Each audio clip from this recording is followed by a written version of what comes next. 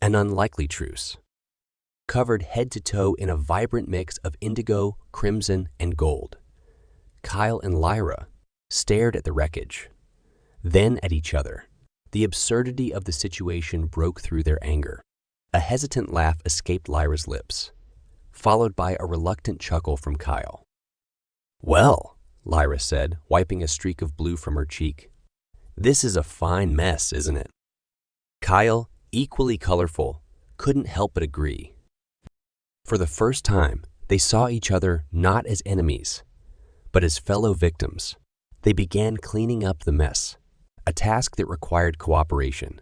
They passed buckets of water, shared towels, and even offered each other advice on removing stubborn stains.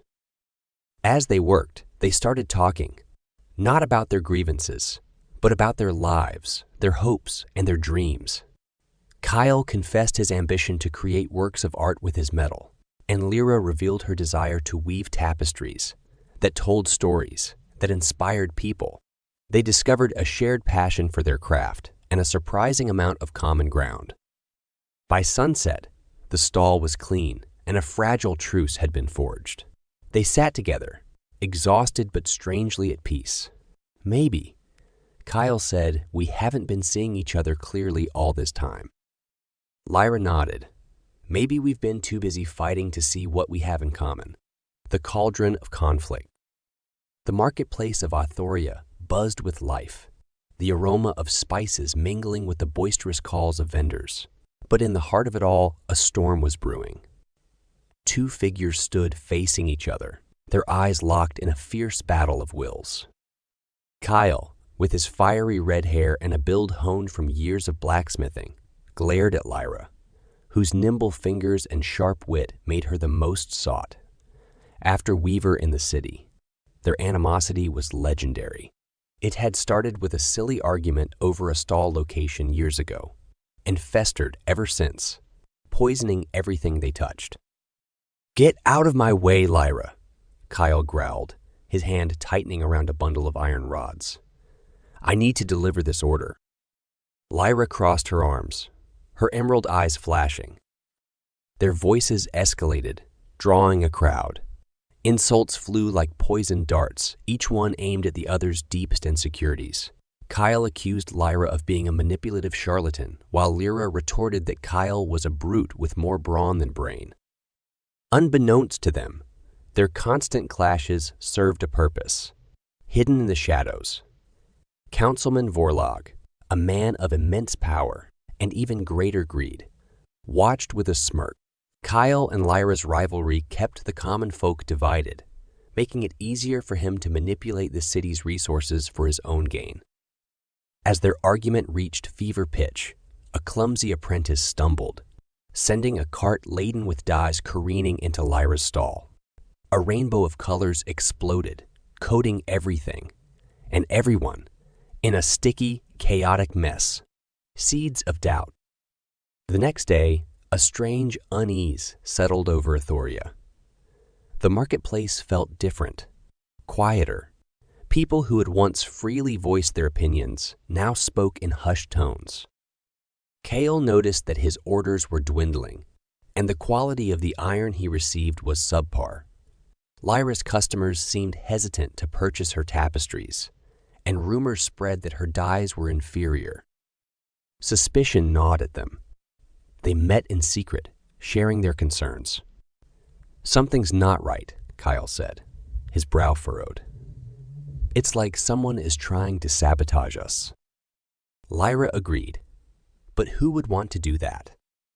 Then a young boy, a former apprentice of Lyra's, approached them hesitantly.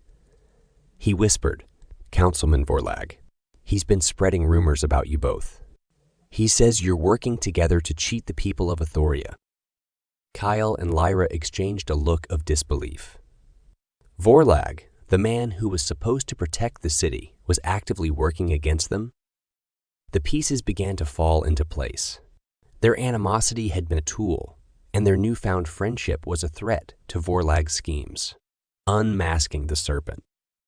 Kyle and Lyra knew they had to act, but they were up against a powerful and influential man. they decided to use their skills to expose 𝙁𝙁𝙍𝑀𝑖𝑠h's treachery.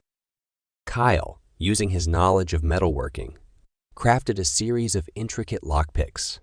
Lyra, with her nimble fingers, created a tapestry depicting 𝙁𝙁𝙍𝑀𝑖𝑠h's secret dealings, woven with threads that shimmered in the light to reveal hidden messages. Under the cover of darkness, they infiltrated 𝙁𝙁𝙍𝑀𝑖𝑠h's mansion. Kyle skillfully picked the locks, while Lyra used her knowledge of the mansion's layout to navigate the shadows. They found documents detailing 𝙁𝙁𝙍𝑀𝑖𝑠h's embezzlement, his manipulation of the city's resources, and his plans to seize even more power. As they gathered the evidence, they were discovered by 𝙁𝙁𝙍𝑀𝑖𝑠h's guards. A fierce fight ensued. Kyle's strength and Lyra's agility proved to be a formidable combination. They fought back to back, their movements synchronized, their trust in each other unwavering. They managed to escape with the documents and the tapestry, but not without suffering injuries. They knew 𝙁𝙁𝙍 would stop at nothing to silence them. The people's uprising. Kyle and Lyra took their evidence to the people of 𝙐𝙬𝑃. They displayed the tapestry in the marketplace, the shimmering threads revealing 𝙁𝙁𝙍's crimes to all who looked upon it. They presented the documents, outlining his corruption in detail. At first, people were hesitant to believe them. 𝙁𝙁𝙍 had held them in his sway for so long that fear had become ingrained.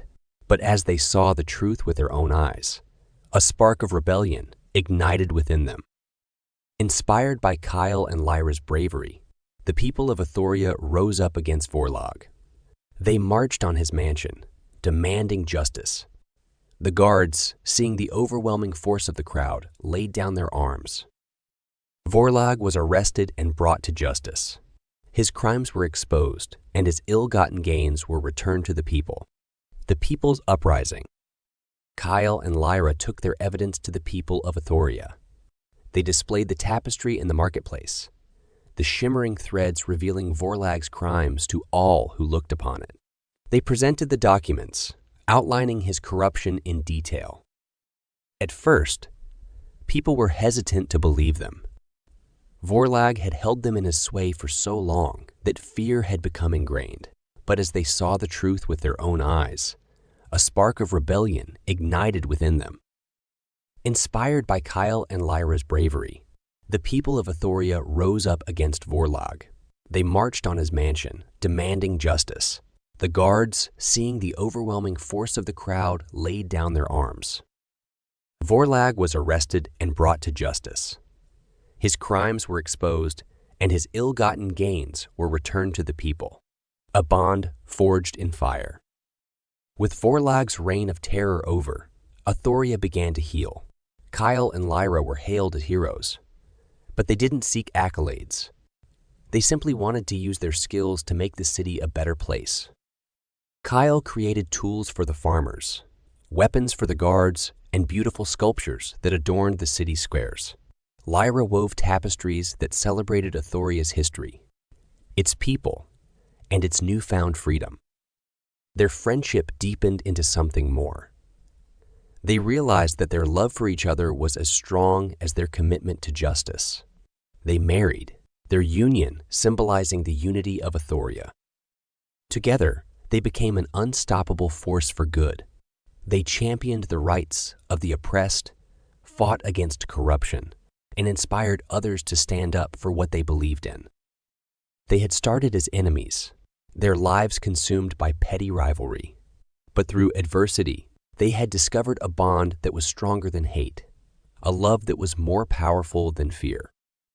Epilogue. Years later, Kyle and Lyra stood overlooking 𝙐𝙬𝑃, their hands intertwined. The city thrived, its people united and prosperous. Their legacy lived on, not just in the beautiful creations they had made, but in the spirit of courage and compassion they had instilled in the hearts of the people. They had shown them that even the deepest conflicts could be overcome, and that true strength lay not in division, but in unity. Morale of the story. Behind every display of hate, there often lies a hidden potential for understanding and connection. When we dare to look beyond our differences and find common ground, we can forge bonds of friendship and love that are stronger than any animosity. It's a testament that love and friendship can triumph over hate. Moreover, it's often those who benefit from our divisions who actively perpetuate them. True strength lies in unity, empathy, and the courage to stand against those who seek to exploit our differences.